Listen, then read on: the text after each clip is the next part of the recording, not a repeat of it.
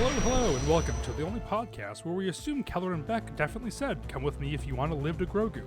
And if he shows up again, he'll 100% say, "I'll be back." I'm Matt. I'm Luke. And I'm Max. This is... Alright, so you're going to have to fill me in. I'm assuming that was a Terminator reference? Yeah, I'll be back. You know the Terminator I knew reference. the I'll be back, but does he Come with say me if earlier you wanna in the live? film, "Come with me if you want to live"? I didn't know that. Yeah. That's like maybe the second most famous quote. That's a shame that it's Damn. overshadowed so much by "I'll be back." I definitely know. knew "I'll be back." So I put it together. I got it. I got there. I thought you were I saying mean, it says that, I guess, in T2. Sorry. the good one, yeah. I thought you were saying overshadowed by Kelleran Beq. That is right. I'm a Terminator 1 lover. T2, I think, slightly overrated in comparison to T1. I'm a Michael Bean fan. Sue me. Who's in Mandalorian? Sorry. My take on several Star Wars projects. You can say that something is overrated and still think it's amazing. People rate things too high, even if it is amazing. They rate it just a little bit higher, and that still makes it overrated. You know, I was thinking about this the other day on the drive home. This is what you want to listen to, podcast or listeners of this podcast. Is I was like, when I say I don't like something or I think something is bad, it's because I don't expect other people to like. I'm not changing someone's mind. It's not my personal taste. Like, I hate a lot of movies that are very well made. They just aren't for me, right? And that's fine. Like, I'm not trying to be a dick, but I feel like what irks me is that a lot of people, when they text me, like my brothers, for example, and stuff, love them to death, but they'll be like, "Oh, that movie sucks," and we'll be adamant that it sucks and it's bad and here's why, versus being like, "Oh, I just don't like it." And that's kind of the basis for this podcast. And I feel like that's a great start to talk about Season 3, Episode 4, Chapter 20, The Foundling. Great episode. Segue. Not for us. So we're reviewing the show. Again, if you told me we were on Episode 10 of Season 3, I know there's 8 episodes, but if you told me we were on Episode 10, I would believe you. So yeah, this week we watched The Foundling. I didn't have super high expectations. I will talk about it in a little bit once we go around for the roundtable. I liked it better than I remembered, if that helps, though. Max, let's start with you, because I feel like usually we start with Luke, and I feel like we're gonna need someone to sandwich this episode, is what I feel like. Be in the middle. We can't have two negatives and then go into it, is what I assume, maybe. I don't know, we'll see. Anyway, Max. I had the exact same impression as you, actually. I liked it a little bit better than I remembered it. It helped that we were going into this episode with very low expectations. But, luckily, it's a pretty short episode, so it's not like you're suffering through it for very long. There's a couple issues that I have with it. I think some of the writing is not superb, and the overall plot is just, very fan-fiction-y. But everything with Kelleran Beq was a great little sequence. The visual effects were really cool. There was a lot of really good jetpack sequences in this episode, so I did like the action a lot. And I completely forgot how it ended with them having these 3 little dragons being taken under their wing to care for and nurture.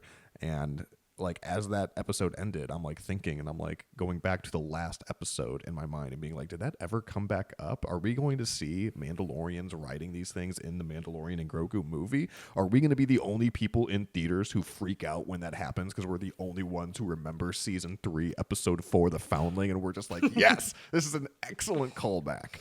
So there's plenty of positives to it. Lucas Taylor, what do you have to say for yourself? Toss this episode in the pantheon with The Passenger and The Siege of episodes that we forgot were amazing. This shit rocked. No. We all had very low expectations going into this. We forgot Kelleran fucking Beq is in this. This is a fantastic episode. What were we discussing last week that we forgot Kelleran? That was a huge deal. The episode beyond Kelleran was still good. All the Bo-Katan stuff, the cult stuff, I love that angle. I agree that the effects were a standout in this episode compared to most. The jetpacks, I thought the dragon looked amazing. The baby dragons also looked great. Sometimes they really focus on one or two cool action sequences with the big dragon, and then kind of who cares about the little dragons, a la the Velociraptors in Jurassic Park 1, not looking like the T-Rex in Jurassic Park 1. But not this. The baby dragons, the big dragon, all the effects.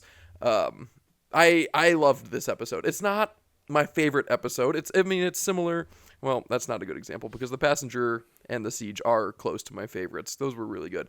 This is average at worst. Although, then what's below average? I don't know. Maybe it is below average, but I love this episode. Only because something has to. Yes.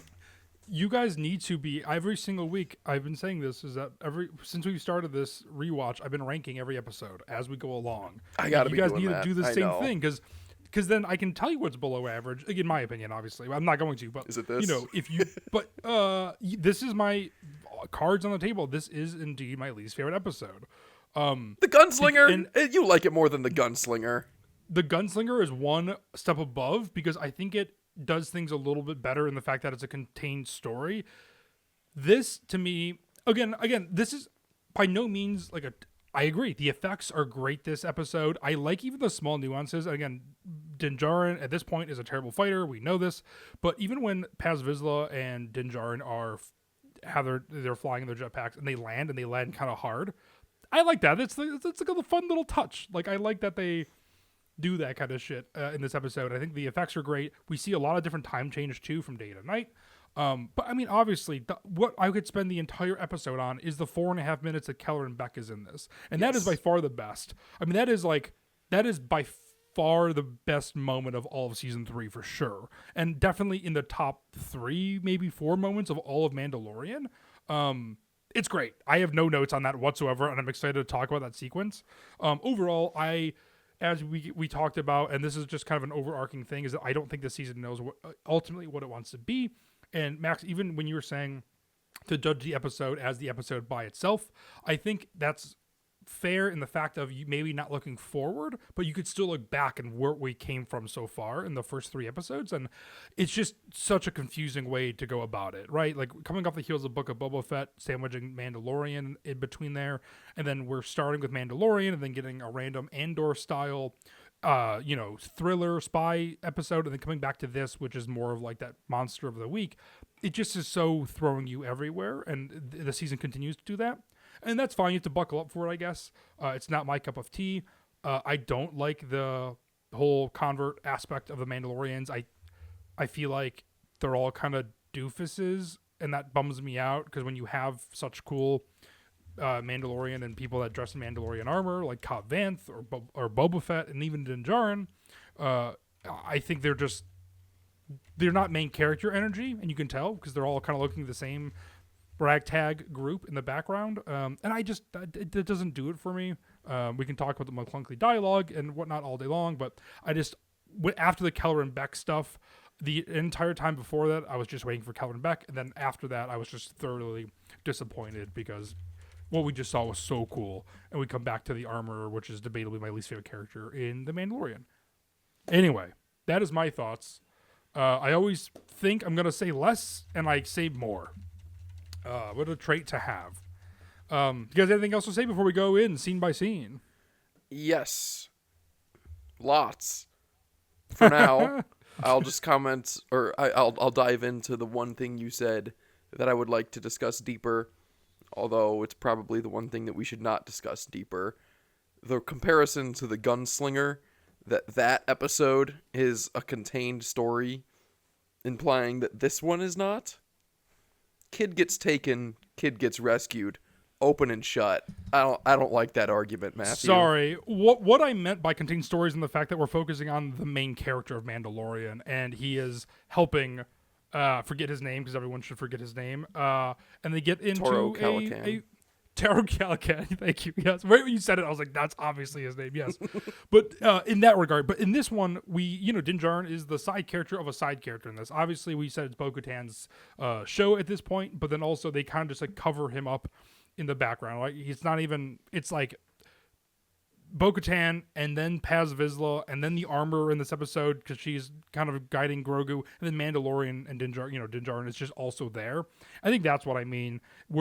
It's fine to have these spin-offs, but at the same time, when we're so thrown into this rocky of a season, it's so confusing. And I feel as rocky of a landing that Din Djarin and Paz Vizsla felt when they land this whole season thus far. So I don't know where I'm going. I'll advocate for both sides here. That way I always end up on top. But the thing about the Gunslinger, I will say, in breaking my cardinal rule of judging these episodes on their own basis, is that it does at least have more important ramifications regarding the establishment of Fennec Shand as a character and the little end credit scene, sneak preview, cameo, whatever you want to call it, for Boba Fett. So it does have that going for it, and like Matt was saying, it is centered on Mandalorian, at least, whereas this episode, it's like, we don't know who this kid is. Like, this kid was established 2 episodes earlier in a scene that we didn't think was important, and now he's kidnapped, and it's not even Mando's kid, like, it's Paz Vizsla's kid, which we don't even find out until later. But it's very inconsequential. Like, it's just, I don't love the format of the Monster of the Week, because so much of it just feels like there's no stakes. And this one just felt like there was absolutely 0 stakes. This kid could have gotten eaten, and Mando and Bo-Katan would have been like, well, we've done what we can do. And like, it would have had no impact on their character whatsoever. So, that said, I do still rank this episode below the Gunslinger. Below as in closer to 1, or below as in lower than, like? I rank this episode lower. Wait. No, It's I'm last, confused. right? If it's below the Gunslinger. Yes, I like Gunslinger a little bit better than this episode. And so this Same, is your I'm not- least. So this is your least favorite, then, right? Gunslinger was our least favorite. Yes, but again, something has to be. Yes, I agree. This episode has a lot of good to it. Yeah. Yes. I'm not going to Kelleran Beq? die on this hill because it's probably in the bottom half for me as well. But Yeah, but speak your truth. I do object to your guys' understanding of, or I guess I just don't share your understanding of the episode. Ragnar is not the main character. It's not about him. It's not about Paz Vizsla.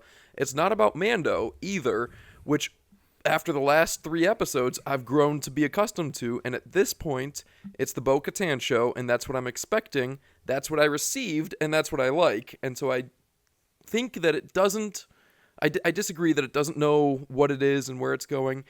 I think it is committed to what it is and where it's going at this point. I do believe that changes in the next 5 episodes, but we'll see. I like the Bo-Katan show. I love the story element that this, yes, random, inconsequential kid gets taken, and Bo-Katan, who just showed up, fell into this cult, is now leading the war party to go find him, a complete stranger. She doesn't know it's Paz Vizsla's son. She doesn't care about this kid at all. I think that reveals a lot about her character and the direction that she's going, where she had sort of fallen from grace with her own people and Clan Kryze and whatnot. I like that angle. I don't mind that Mandalorian has nothing to do. He might as well just be one of the other Mandalorians. I don't mind that. I've made my peace with that as well. I guess that's all I have to say about it for now. I like this and I don't want it to sound like I'm really overindulging myself on this episode. I do think it is below half, but I think it is still very good. I think I think you have an even head about it, honestly. Of all the times that we've disagreed and stuff too, I think you have a very even head, and I respect what you're saying too about it. The thing is, for me, I feel like I love the Bo-Katan show as well. I just feel like they're almost doing her a disjustice because, like, I'm like, yeah, she is a cool character who's going to help out because that's just who she is. And then I was like, all these other idiots are just doing nothing all the time. Like, they're running out of fuel and not thinking of a different way to save children that are consistently getting picked off by this raptor. They're like, oh, we ran out of fuel. We can never get it. It's like, well, figure out a different way, man. They said, oh, this just happened last week, too. And I'm like, Jesus. I know. I was like, how is no one like, you know what? Everything, like, are you mapping when these raptors are coming? What's happening here? Well, to get in the episode a little bit more scene by scene, we're starting off on the on the sands of their hideout in their hidey hole where they are training, and Grogu faces off with the kid who gets snatchied, who I don't remember his name, and you just said what's his name? Ragnar, right? Ragnar. What did you guys think of this scene? Does anybody big thoughts? We see, Grogu be the most puppet he's been thus far, but not total, because that comes later. Yeah. I was just praising the visual effects, but Grogu doing his little jumpy flip did not look good at all. Which I just don't think he needs to I don't do have an that. objection to puppetry, like in principle, but like you gotta know when puppetry isn't gonna work, and doing these Jedi acrobatics is definitely it. So no, that part didn't look good, and the whole dart game that they were playing didn't really make a whole lot of sense to me, because I'm like, why doesn't Ragnar just shoot him 3 times right now? Like, clearly this kid doesn't understand what he's doing. And then I also kind of got a laugh when they like eventually kind of turn the camera a little bit, and you see the Mandalorians that are presumably having target practice just like shooting the water, but there weren't even any targets out there. So I'm like, what are they just shooting? Like, they're just shooting into the void. But that said, it was cool seeing like the Mandalorians train. I don't know. It was a neat little lore. I do believe canonically they are keeping the space megalodon away by just pre-firing the water before it shows up like it did in episode 1. Huh. Is this your head canonically, or is this It's- established yeah, that- somewhere? It is my understanding. Okay. Okay. I like that, Luke. I think that's smart, but what a waste of ammo. Again, these people need to move. Like, something is not right here. Like, these people are idiots. Like, I do not understand. That's worse for me. I'm mostly kidding. I feel like that actually makes sense, though. This is the first time that I've seen the Mandalorians move, and they were obviously CG, and part of me potentially thought, I wonder if they were AI generated, because they looked a lot What was like CG? The Mandalorians in the background? in a couple scenes they move like they do in Clone Wars and Rebels, and they almost move like they're like plastic. If you look at I them, did not notice. it stood out to me. I'm watching on my computer, so I'm pretty up close.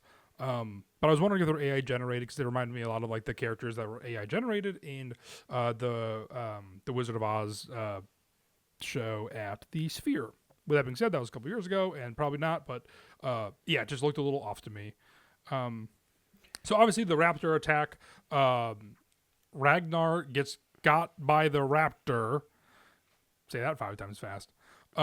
He swoops in and he flies off. Obviously, Paz chases him instantly. I kind of like that we don't know this is Paz Vizsla's son. I mean, he is sticking to the creed, obviously, but I like the fact that he chases after him, and that's, I don't even question why. We know Paz Vizsla, so it makes sense that he would go after him, but obviously... 4 or 5 of them went after him. I didn't think it was noteworthy that Paz Vizsla did, among others. Oh, interesting. I feel like we focus on Paz. I mean, obviously, the other ones, I guess, fall off, and we end with Paz Vizsla and Din Djarin when they land on the hill, and that's when they talk about not being able to get there, and then we see Bo-Katan's ship fly past as well. Very level-headed of Bo-Katan. Great call.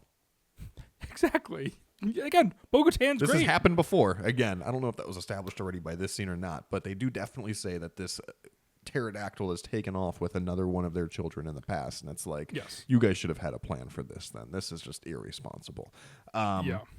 But yeah, I did like that. There's something in this scene that they're like, the creature won't kill Ragnar right away. But then the entire time, they always talk about, well, hopefully I haven't killed him yet. Like, can you imagine being Paz Vizsla? It's like such a shitty thing to be like, he's presumably not dead, but he might be. And then Bo-Katan has the balls to say, we'll camp here and go in the morning. Yeah. So, that's, No, I understand. We're tired. yeah. I don't know. all It right. felt Just F my kid. it felt like a right now kind of task to me, personally. Not Like only, something you risk the dark for, but not only that, but it's like, don't you want the dark to be the element of surprise? right. And I was like, Dinosaurs yeah. probably sleeping. You assume. So that is the thing. That's the worst writing in the show, is this scene. I kept a high altitude and followed him to his lair. She says lair. We should muster up a hunting party and go after him. 2 seconds later. I scouted where it lives and scouted the location. Here's the nest. We will go get him. That's bad. Yeah. And then they go and get him, and then they are like, we will sleep out of sight and climb at first light. We will set up camp now. I don't know what we're doing here in this scene. Carl Weathers, I'm sorry, R.I.P. Yeah, and they He just directed kept this emphasizing episode, the but- jetpacks too. It's like, yeah, all of this was already established. We know you can't use the jetpacks, otherwise it'll spook the bird and it'll kill the kid. Like, Yeah. they really just keep beating us over the head with the exact same plot points, and there's like no other dialogue. Like, there's really no other interesting character development. We get, well, whatever. Yeah. I don't want to jump too far. No, ahead, that's the. But I think that is the thing though with it is that like usually there's some sort of like thing throughout, like even in like we were talking about the gunslinger, just to compare it to that episode where you understand Din Djarin a little bit better as a character because of his actions that he goes through that episode, right? Or those interactions and his stealthiness, because he's a good fighter in that episode when he's facing oh my god, I'm gonna say Bo-Katan, Fennec Shand from a distance. And in here, it's a lot of like, let's do this, A, let's do this, B, let's do this, C. And so it just feels a little bit wonky to me with these characters. But then we get the opposite where we get them Grogu and the armor scene, which I understand. Again, it's just not my cup of tea in the fact that I feel like it's a little goofy. Like, same thing with Grogu wearing a little wrist rocket for the dart game. It's like, well, that's going to be a toy. Like, I get that aspect of it, presumably. But then they start forging stuff. And again, I don't love the armor. And so, again, I thought she was going to be bad or something interesting happened, but she doesn't. But then, you guys have anything to say before we get into the best scene, in which I will let you guys run with it? Because Kelleran Beq, I know, Luke Taylor, you love him, and who doesn't? But I know you're a big stan. So does anybody have anything to say about the armor and Grogu before I move into Kelleran Beq? Similar to this episode as a whole, I feel compelled to lead the armorer brigade, that the armorer is really cool. I don't have strong feelings for her. But I certainly don't have negative feelings for her like you do. It bums me out that you do, but I don't feel passionately enough to take the advert to take the other side, you know? The armor is one of the only times in Star Wars that I've gotten my hopes up, like every other dumbass Star Wars fan does, with everything, Palpatine, yada yada, and then they don't do it, and then you're disappointed by your own expectations, which is the basis of bad Star Wars fans. And I will say, this is the only instance this has happened with me, because I just thought the Armorer was going to do something. But the Armorer does nothing from season 1. She just literally makes armor for people. Like, I thought she was going to be bad or something. I thought they give her, like, the stake like she's, like, the grandma that they should look up to. But she doesn't do anything. So that's where my hatred for the Armorer comes in. I was like, she's got a cool helmet, something's going to happen. But then nothing happens over 3 seasons with her. And it just disappoints me as a fan. probably our first episodes where we talked about the Mandalorian, where I definitely was on that train with you. I kind of bought the hype train and thought that they were setting her up to be like a big reveal or something. I don't even remember why exactly. It's the Maul horns that set her think it up just to be thinks more interesting. Part of it. I just think But everyone has a just- character description, and she's a nothing She's burger. such an important character to the covert that you just kind of expect more from her, I guess, too. I don't know. But Like leadership or something. yeah, well, yeah. I don't know. But it's not what we got, and I have gotten over that. I am with Luke. I like the armor. I have nothing against her. I think she's an interesting character.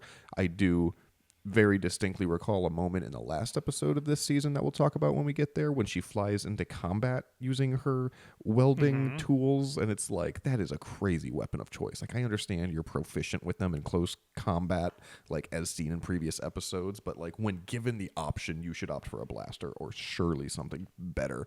But no, I would never she's use cool. a keyboard as a weapon. That's dumb.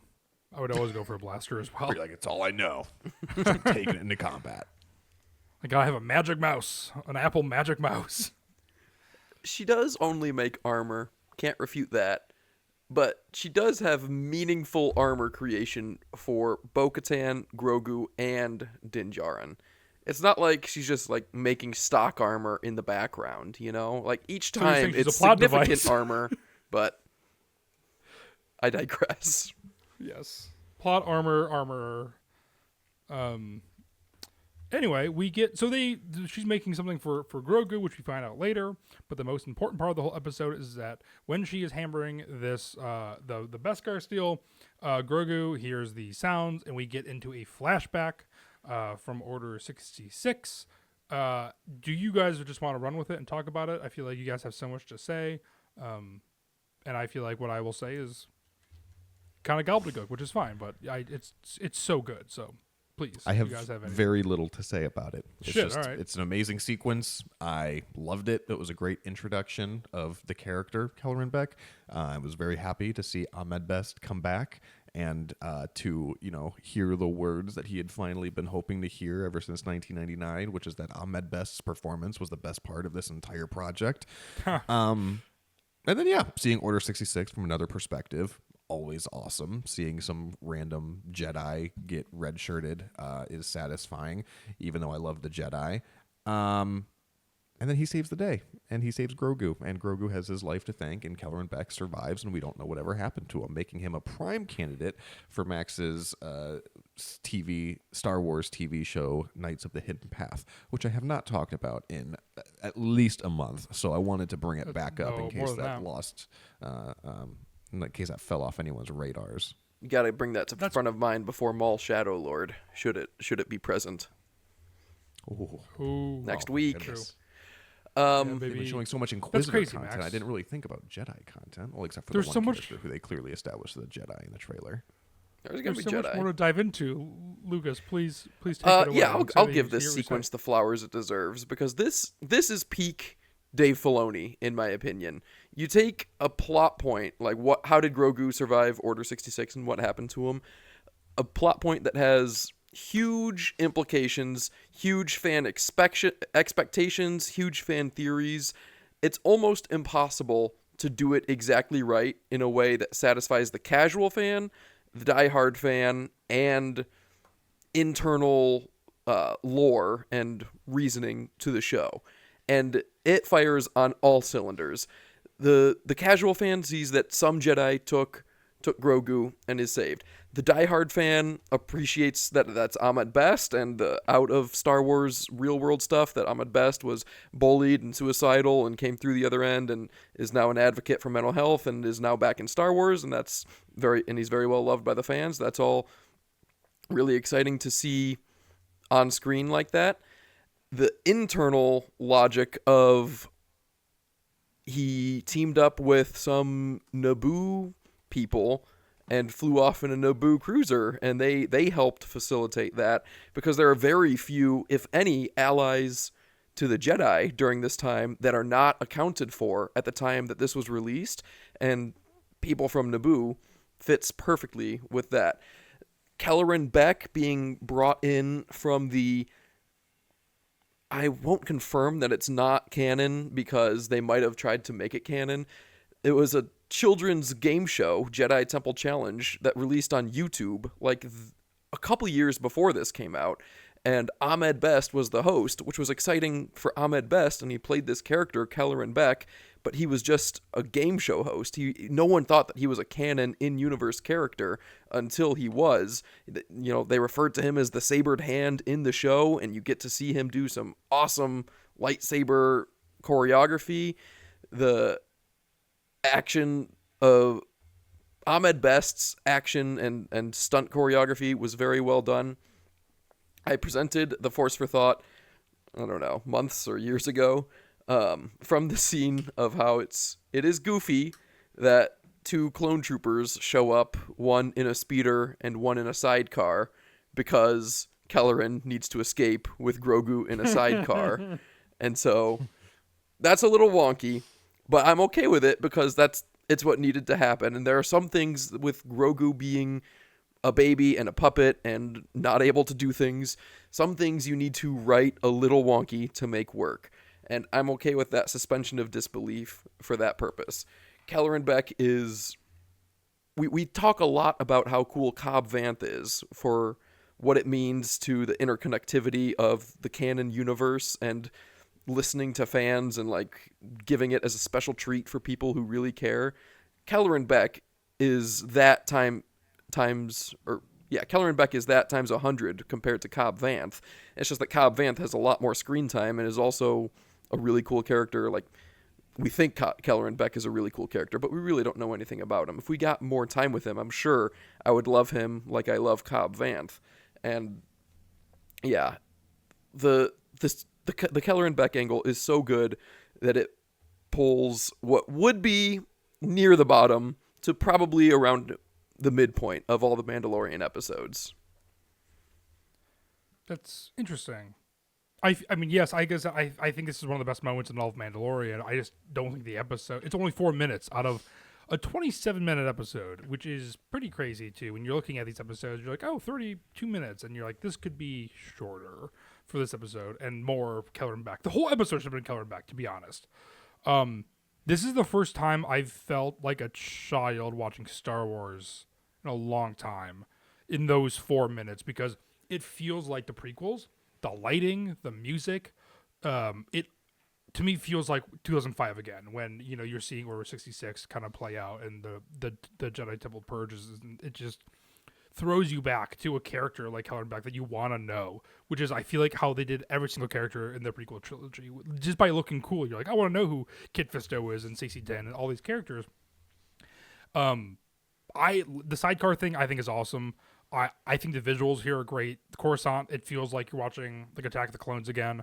I feel like you have these beats where you're like, oh, why isn't Grogu's like little shield thing not up? And then it comes up. You're like, oh yeah, because he wants to like experience things and see things. He's like, looking. It's just, and then this would be a great ride. Like them going through the city. Like I absolutely love that scene. I think it's great. And obviously Kelleran Beq is so cool, and I'm glad Ahmed Best gets his flowers, like you were saying, Luke. I think that this is one of the most fun chase scenes. And then they land and they get on the Naboo starfighter and take off. And it's so fun to see inside of that ship. It's fun to see the outside of that ship. And then my problem with the episode is it comes back to the armorer, and I'm like, motherfucker, like it just went from the coolest thing I've ever seen to like the thing that interested me the least. And again, that's my personal thing, but like, my God, I thought those 4 minutes were awesome. Absolutely no notes, and I think what disappointed me with the episode is you could see how cool they can make something, and then that's just not what we get all the time, but it's there, right? Like you said, that's peak Filoni, and it truly is, and I just wish we got more of that. Which is, maybe we'll see Kelleran Beq in the Mando and Grogu movie. I feel like probably not, but I really hope. I think that's accurate. Probably not, but I really hope. Right? It would make sense too, just because that's how Grogu's story started, even though we see it halfway through the ending of the show. But anyway, the action looks so good, in part because yes, it does feel like 2005, the Jedi fight choreography, but also the contrast to how we always talk about how Mando is an ass fighter, and now we see good fighter. Like it, you can tell this is different. Yep. I feel like in the movies too, especially in the prequels, yes, they kill off all the Jedi, I guess, technically, but not in this like this epic scene, because you're focused on the main characters, and they have this opportunity in 4 minutes to be like, introduce one main guy you're following, you hope he lives, and then all these other red shirt Jedi, like you said, Max, fall to the wayside, and all these clone troopers you have no sort of relationship with got to, and it's just like a great moment and a great opportunity to see every single second of screen time. With a cool death, with like heart-wrenching moments, with like escape and excitement, and they somehow do it and it feels like a trailer, and they succeed. I don't know why I'm telling you guys this. You guys agree. We're all agreeing here. I object The that you sequence say might elevate it above Gunslinger for me. It is a great sequence. It's a great sequence. That's the problem. the Gunslinger doesn't have a great It's sequence. 4 minutes. That's true, but it's like, again, it does more for the show. But this is only salvageable This does for more this whole for the episode. universe and for the fans.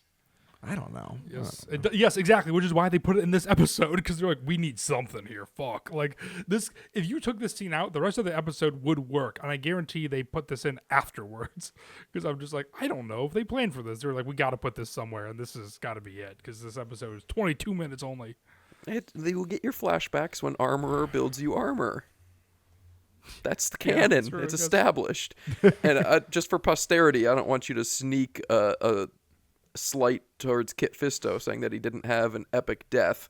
He did parry a blow from Darth Sidious and outlasted CC10 and Agent Kohler and went out like a hero. No, they definitely did. I think it's just an opportunity to like not care about any of that and just focus on one character and see everyone else just kind of get mulled down and not have like. Yeah. in Revenge of the Sith, it's just you have an emotional beat every 2 seconds. We're like, no, like everyone's dying, left and right. Anyway, we talked about them camping out, which is the next scene after we get back. Grogu gets his medal, his armor, again putting big things on a small baby again. They camp out for some reason. Bo-Katan learns the way of not eating. Can you imagine their campsite has to be huge because everyone needs to go somewhere else. And that's kind of hard on a flat desert surface on a rock, basically. But they all go somewhere else and eat. Bo-Katan gets the honor of sitting by the campfire to eat her food. And then they climb up. I think the visuals look really good here, too. And then they go and try to get past Vizsla's son and are met by 3 giant pterodactyl type birds. Again, they're babies. Then they get attacked. Any notes on this? Again, it's kind of hard talk action, but we get a lot of cool jetpack stuff coming up. The dinosaur regurgitates Ragnar to feed the babies. Mm-hmm. That's worth noting. That was awesome. That was surprising, yeah. I forgot about that twist that the heat source that Mando finds was actually the babies. I'm not certain that that's what birds... Do birds do that? I don't think so. They just chew the food and feed their babies. No, nothing actually eats something and then throws it up for baby. Yeah, I don't think... I don't want to commit to that take. Yeah, I don't know. I'm not up to date on my aviary science, but I will say, leading up to that scene, though, the whole how do you eat thing, it's like, okay, we had that explained for us. I guess that's nice. Don't think we really needed that. It was just kind of a random scene. And then they climbed the rock, and I thought that sequence went on for a little too long of just watching them rock climbing. And I kept thinking, like, oh, someone's going to fall. Like, someone's going to fall to their death and die because they keep showing all of these Mandos who we don't know, and they're climbing pretty precariously. But it was like, nope, we just watched them climb for a little while. And I was like, okay. I thought there would have been a good opportunity for one of the Mandos to Torben Beq themselves, which is a reference that you guys don't even get anyway, so I don't know why I'm so bent out over getting his name right, but No, get it. in the High Republic, something similar happens where he could save himself, but he chooses not to save other people, and that would have been perfect if you see a Mando go down and like opt not to use the jetpack in order to not blow the mission. That'd have been a really cool moment. That would have been a good sequence, yeah. That would have been. I would have not done that, but... Oh, no. Yeah, I'd fly away. Got to go find a new covert. Can't go back there again. Now, it would have worked out if it was established earlier that person who does not use their jetpacks, son died previously by the Velociraptor thing. So that would have been full circle, that'd be but cool they did too. not do that. But again, that's not what they did, and we shouldn't be sad about it. We get a lot of cool jetpack Star Trek J.J. Abrams. Yeah. The campfire scene.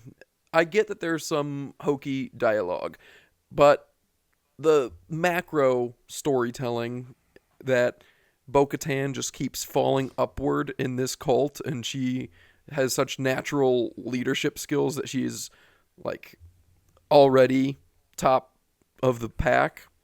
I like that element. I like Bo-Katan's story arc. Luke, this is going to fall on deaf ears. And I like that they call it a war party. Yes, I do like that too.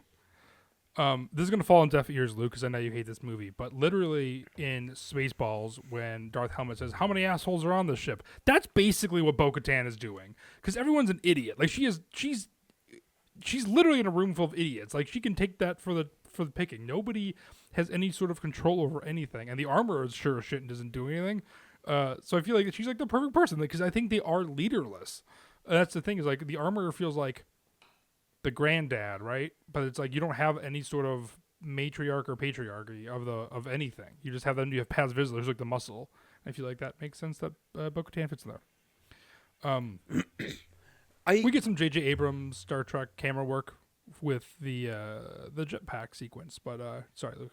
That's a J.J. Abrams camera work thing? It feels like it, like in the 2009 Star Trek, how it's like they do this in Force Awakens as well, when they have like a scene and then they like shaky move in to it, like you rack focus almost, or zoom back in. I thought they do a bit of that work. I don't mind that, and I don't mind this either. But No, I thought neither you do I. were referring to what I consider the Rogue One camera work, where they put the camera on the hull of a ship or on a jetpack user's shoulder to like the see GoPro a POV POV. thing. Yeah. I don't love that, and people seem to really love it. I don't dislike it, but I want to see every angle. I'm a sucker That's for the it. next I will Star admit. Wars I'm not movie. joking either. I love it. In Rogue One, I know exactly the shot you're talking about. It's on the side of the X-wing, and you see the S-foil open from the GoPro. Yeah, I like You it. want it to be like when you're playing a video game and driving. You can pick the angle of like first person view, bumper view. Correct. From back. You want Which you always end up using the third person view, but it's nice to go Yes. cycle between them and been like, "Oh, this is fun." it's true. You're like, I've never experienced this before. I won't use it, but it's fun. Yeah, that is very funny that we all have that same experience. I like the scene where Paz Vizsla is holding onto his son pretty tight on the rock when they land, and he thinks Din Djarin. It's like, oh yeah, like he does have a heart, and it is full circle. We find out that it is his son. It's a very nice and touching moment. I thought it was silly that Mandalorian reunited them on that rock, though, because I'm like, clearly Paz is like clinging on for dear life, like his jetpack just died, and he's on a very like it's pretty much just a vertical rock. And I was like, dude, like let them get down before you reunite them. I don't know. I thought that was funny to me, at least.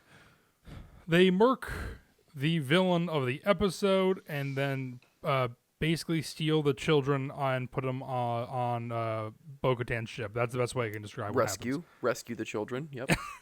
Maybe. Yeah, no, they did. I mean, they would die without them, I guess, without her. I But watched they did the kill. second half of this episode with my son, and he did ask what would happen to the babies now when the mom died, because I also forgot how that sequence ended, which was awesome.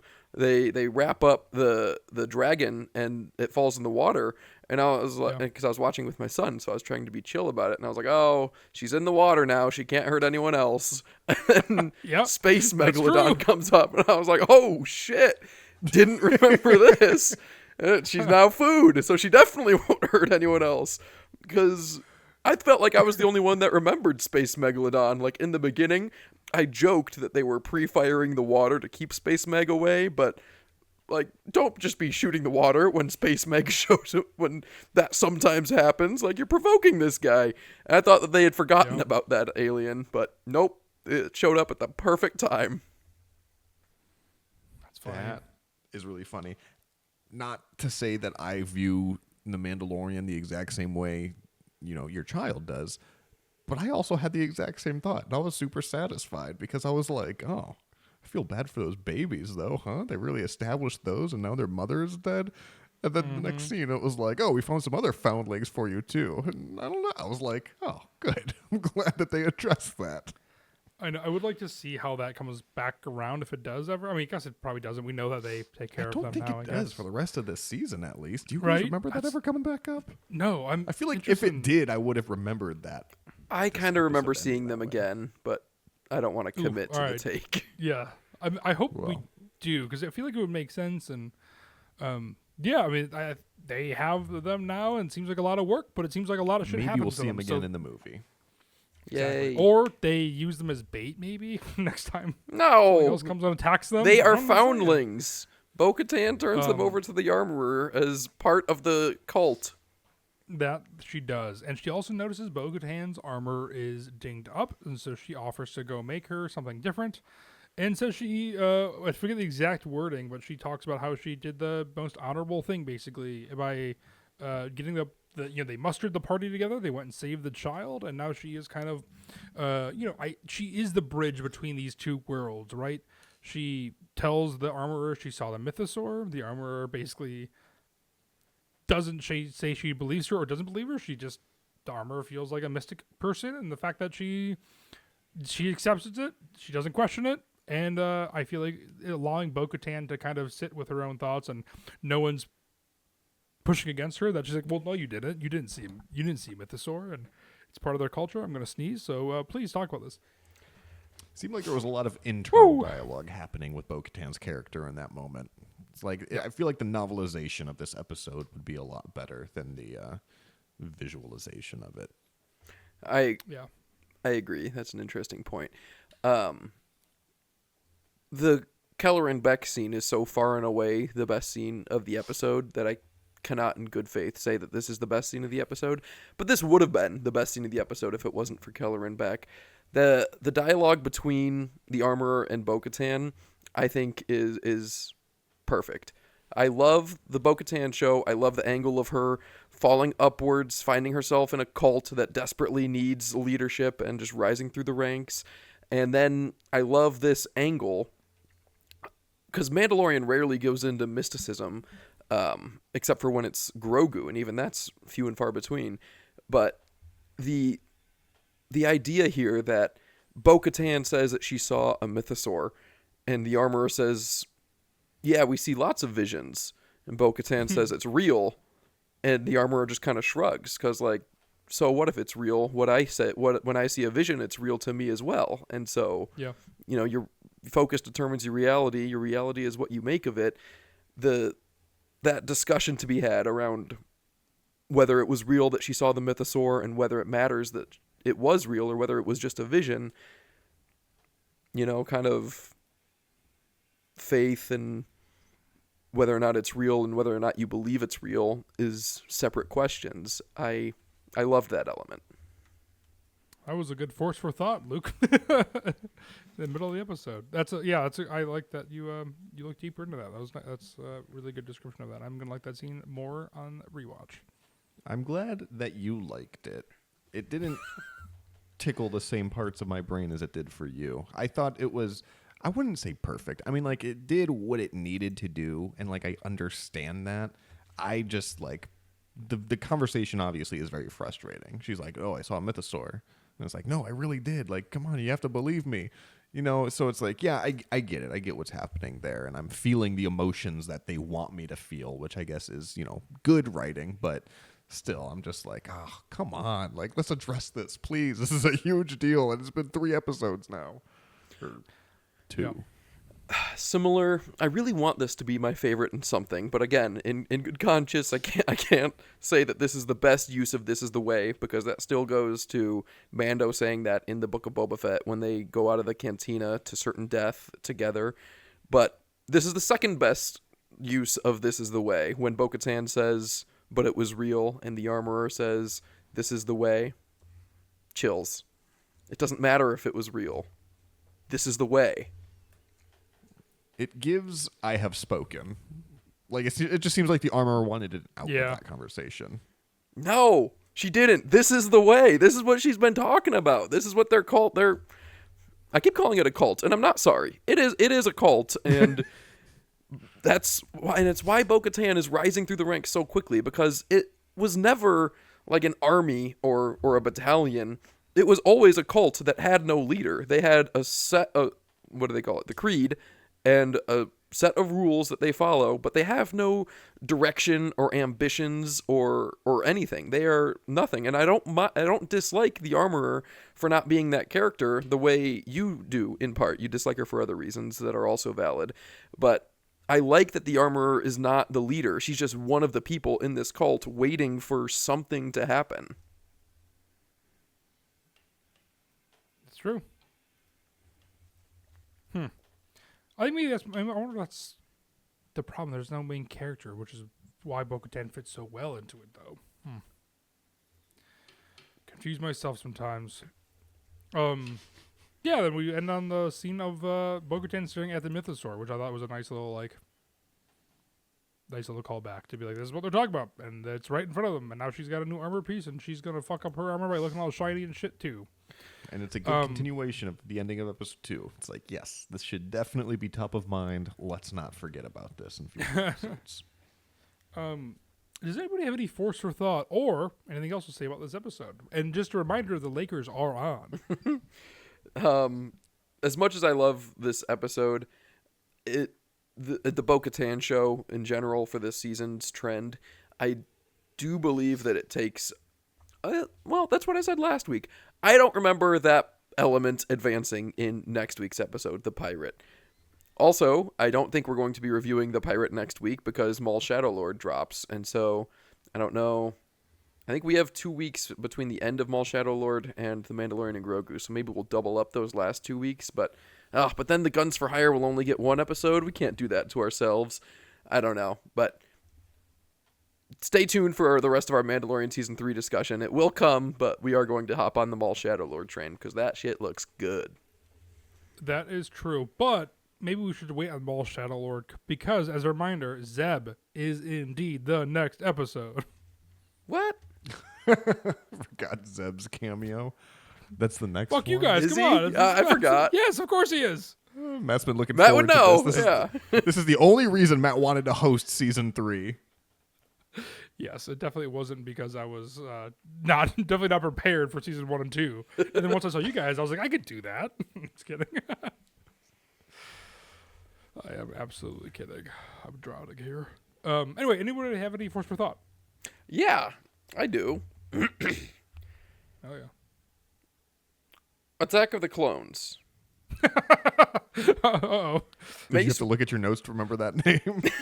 You look like you're looking for a physical piece of paper. Episode 2. Shit, what is it? What year did it come out? No, it's because I have a quote. Because, well, Mace Windu says, I think it's time we inform the Senate that our ability to use the Force has diminished. And Yoda says, only the Dark Lord of the Sith knows of our weakness. If got out, it did multiply our adversary's will. We never really talk about that plot point in the prequels or any of the thousands of hours of books and comics and TV shows set in that era. Their ability to use the Force has diminished? What? I don't think it literally means diminished. I think he's just speaking like generally, like the dark side of the Force has clouded their abilities. Things are hazy. It's I not mean, that it could they... also be the fact. I mean, if it is literal, it could also be the literal in the fact of kind of what you're saying, Max, is like the dark side is clouded, right? But it's like if you lose connection, if you lose your concentration and your connection to the Force, I mean, it can be diminished in that regard, right? I mean, if you lose, it's like faith, right? If you lose, you go through a hard time and you start losing faith, you don't have that connection to it, but you can always regain it or lose it more. I think of it as like walking around in a dense fog and saying like I can't see. It's like, well, you can't see anything because there's a fog, but the fog is there and that's just what you're seeing. So it's like you can see, there's just fog. So I don't think what you're saying is fog. Fog. I mean, I feel like you're just trying to put a metaphysical coat on this physical thing. If you're walking in a fog, I don't think it is a physical thing. I think it kind of is. I think the fog is a good analogy. If you're walking through fog, your ability to use your sight has diminished. Like, it doesn't mean that your capacity to ever use sight again isn't diminished, but like, yeah, you're not using your sight so well. And we never think about the Jedi in this time period as being underpowered in any sense, but they apparently are.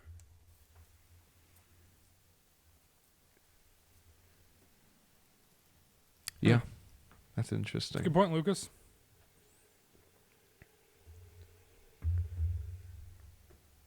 I just don't interpret it literally to mean that they're like connection with the Force. Like I think the Force is well established as like it's an energy field that binds all living things, right? So it's like I don't think that can diminish.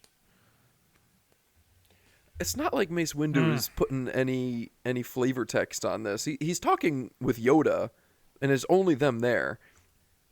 I think, and Yoda agrees, I think it is a straight-up diminishment. Again, it's not permanent, and it's not for all time, and it's because of the dark side, and it clouds everything, and there's metaphysical causes and reasons that this is happening. But I think the effect is that they are nerfed in their powers and abilities, and I never view them as having that when I watch this era.